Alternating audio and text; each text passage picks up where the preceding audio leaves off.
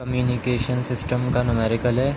यहाँ पे हमें calculate the information carrying capacitor है, वो कैपेसिटी है ऑफ अ कम्युनिकेशन। मतलब हमें जो है कैलकुलेट करनी है कैपेसिटी एक कम्युनिकेशन सिस्टम की जिसका बैंडविड्थ ऑफ मैसेज जो है वो सिग्नल है उसका 500 किलो हर्ट्ज़ में है using amplitude modulation given that signal to noise ratio पहले पार्ट का है 20 dB और दूसरे पार्ट का सिग्नल टू नॉइज़ रेशो है 25 dB, लेकिन 5 टाइम्स है, बाय 5 टाइम ओवर 25 dB। ठीक है, तो पहले हमने यहाँ पे जो चीज़ें गिवन थी वो लिख ली, बैंडविड्थ गिवन थी हमें, और बाकी ये तो हमारे पार्ट्स आ गए। अच्छा, सिग्नल टू नॉइज़ रेशो जो है ना वो हमेशा लीनियर फॉर्म में ही होगा, वो dB में नहीं होगा, लेकिन यहाँ पे उन्होंने हमें डेसिबल्स में दिया हुआ है, तो हम इसको कन्वर्ट करेंगे। कन्वर्ट करने का फॉर्मूला ये है S/N = 10 dB ओवर 10, 10 की पावर dB ओवर 10।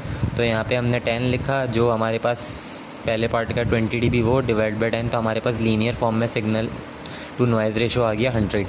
उसके बाद हमारे पास कैपेसिटी जो हमें मालूम करनी है सवाल में, उसके लिए हम शैनन कैपेसिटी फार्मूला यूज़ करेंगे, जो कि ये है C = bandwidth log 2 × 1 + S/N signal to noise ratio जो है। तो हमने यहाँ पे फार्मूला लिखा C = बैंडविड्थ हमारे पास 500 किलो हर्ट्ज़ थी, तो हम उसको ऐसे भी लिख सकते हैं।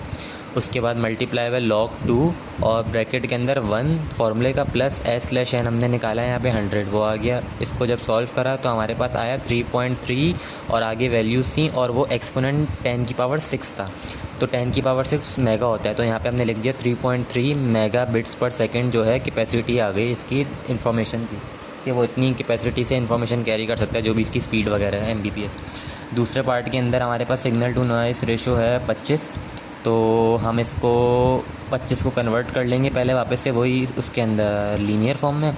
उसके बाद यहाँ पे 5 टाइम है, तो हम इसको मल्टीप्लाई कर देंगे 5 से, तो हमारे पास सिग्नल टू नॉइज़ रेशो आ गया 1580। इसको हमने वापस से इसी फार्मूले में डाला, सॉल्व किया, तो हमारे पास इसका आ गया 5.3 मेगाबिट्स पर सेकेंड।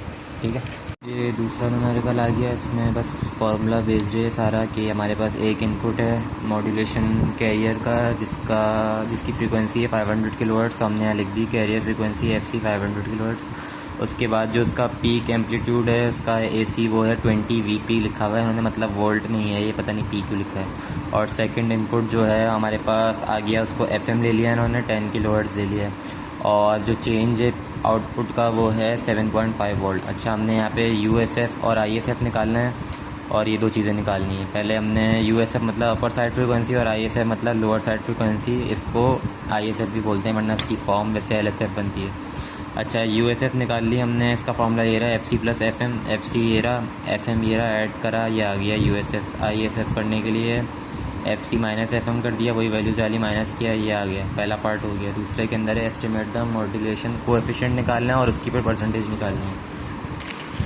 मॉड्यूलेशन कोएफिशिएंट का फॉर्मूला है M = VM/VC। VM हमारे पास है बेसिकली जो हमारा चेंज है 7.5, ChatGPT ने जैसे कराया वैसे की है, आंसर तो सबके सेम ही यही आ रहे हैं। और VC हमारे पास वो हमारा आ गया ये पीक एम्पलीट्यूड का जो वोल्टेज है, इनको डिवाइड किया, हमारे पास मॉड्यूलेशन आ गई, इसका हमने मल्टीप्लाई 100 से कर दिया तो इसकी परसेंटेज भी आ गई। उसके बाद हमने निकालना है peak amplitude of the modulated carrier और USF एंड ISF भी। तो पीक एम्पलीट्यूड मॉड्यूलेटेड कैरियर का होता है, इसका फॉर्मूला है VC + VM। तो बेसिकली जैसे यहाँ हमने डिवाइड किया था कोएफिशिएंट निकालने, इसी तरह यहाँ पे हम ऐड कर देंगे तो पीक एम्पलीट्यूड आ जाएगा मॉड्यूलेटेड कैरियर का, तो यह हो गया 27.5। उसके बाद साइड बैंड का भी निकाल लेंगे पीक, जो कि दोनों का एक ही होता है, मतलब कि LHS वो USF और ISF दोनों का एक ही होता है। तो यहाँ पे इसका फॉर्मूला है MVC/2। M आ गया ये मॉड्यूलेशन जो हमने निकाली थी, VC वही 20, और डिवाइड कर देंगे 2 से, तो 3.75 वोल्ट। ठीक है, ये तीसरा और आखिरी न्यूमेरिकल CS का जो इम्पोर्टेंट में लिखा हुआ था, यहाँ पे हमें कंप्यूट करना है carrier power, total power, USB LSB frequencies और modulation index for the given modulated AM signal, जो कि इन्होंने ये पूरा दिया हुआ है सवाल में। अच्छा, अब हमें इसको देख के वैल्यूज़ निकालनी है। तो बेसिकली यहाँ पे स्टैंडर्ड जो AM की इक्वेशन होती है ना वो ये होती है, तो वो मैंने नीचे लिख दी है, इसके थ्रू हमें पता चलता रहेगा कि वैल्यूज़ कहाँ से रही हैं। तो देखो AC की वैल्यू 20 हो गई, ये इसको कहते हैं मॉड्यूलेशन इंडेक्स, इसकी वैल्यू क्या हो गई 0.8 हो गई।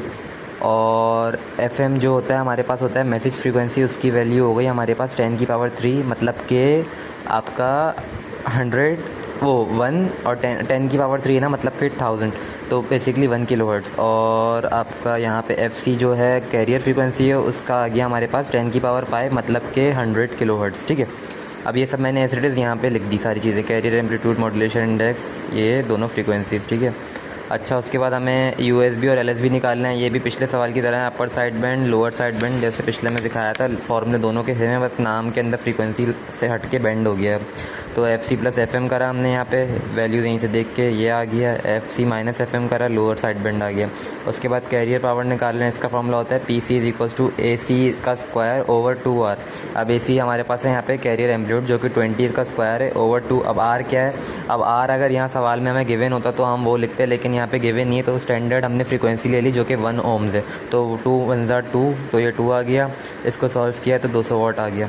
उसके बाद टोटल पावर निकालनी है, इसका फॉर्मूला होता है PT is equals to total power is equals to PC into carrier power, मतलब कि carrier power into 1 plus modulation index का स्क्वायर ओवर 2। तो मॉड्यूलेशन इंडेक्स की वैल्यू 0.8 है, वो डाली हमने यहाँ पे और उसको सॉल्व करा तो टोटल पावर भी आ गई। अच्छा, सवाल में यहाँ पे हमसे इन्होंने मॉड्यूलेशन इंडेक्स मांगा था, वो हमने बेसिकली इनको निकाल के पहले ही दे दिया, चूँकि वो गिवन ही था, ठीक है, ख़त्म।